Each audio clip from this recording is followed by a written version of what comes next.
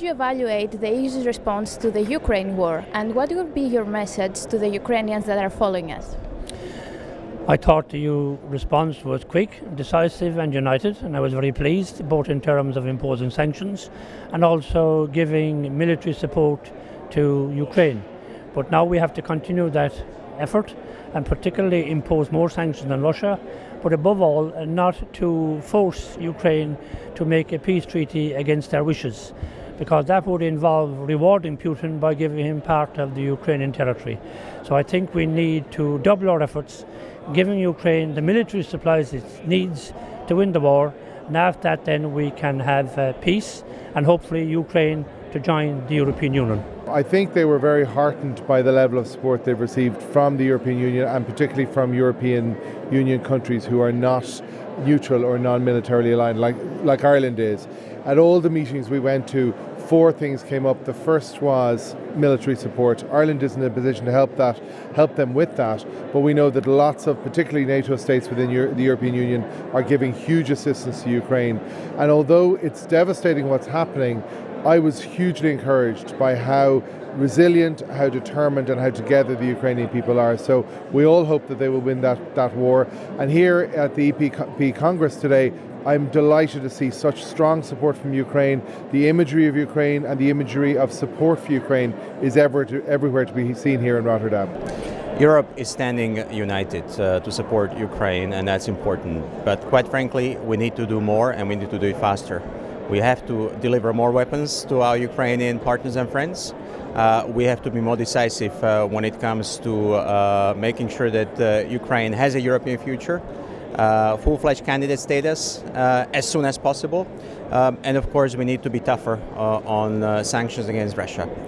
So there is more we can do and we should be doing, and I want to let the people in Ukraine know that we are standing by you because you are fighting for your own future. And you're also fighting for our future, and we will not let you be alone. We are with you, and we will continue to stand by you, and you can count on us in the European Parliament, in the EU institutions, and I do hope we can bring along all member states in a decisive way. European response was fortunately very fast, and I really appreciate 5 rounds of sanctions. The 6th one was a little bit slow, but anyway, I'm very happy that compromise have been reached.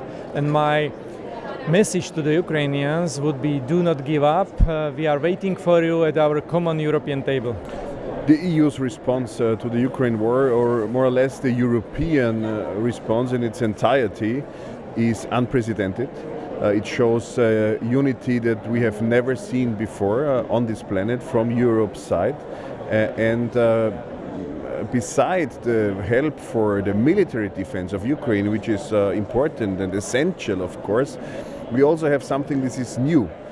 For the first time in history, it's an unbloody defense against a bloody war attack. So this is more or less the stage of our civilization. As we can see, we immediately reacted to this war of aggression led by the Kremlin with a clear message. In terms of sanctions, there are already many sanctions in place. There will be more sanctions as long as it is necessary in order to achieve peace. And this is the European response. And I can share with you that I've never before, as a parliamentarian on behalf of my home country, Austria, received so many positive messages from my constituents about the European behavior against this war of aggression. So this is something the world will have to deal with in the future in a positive way, because Europe is ready to defend the values it represents: freedom, human dignity, democracy, rule of law. I think it's been probably the best response that I've seen in my life as a EU nerd over the past 30 years. I mean, the example that I give is when the euro crisis hit, it took more or less 4 years to put together the European Stability Mechanism. When COVID hit, it took 4 months to put forward the Next Generation Europe rescue package, which was quick. But with the war, it took 4 days to react. And, you know, there was sort of a point of no return. First, 4 waves of sanctions, now the 5th wave, 6th coming up. The change around in financing armaments, the portrayal of solidarity, the way in which we're dealing with the refugee crisis. I think the European Commission, the European Union has done a great job. My message to the Ukrainians would be that Europe stands with Ukraine.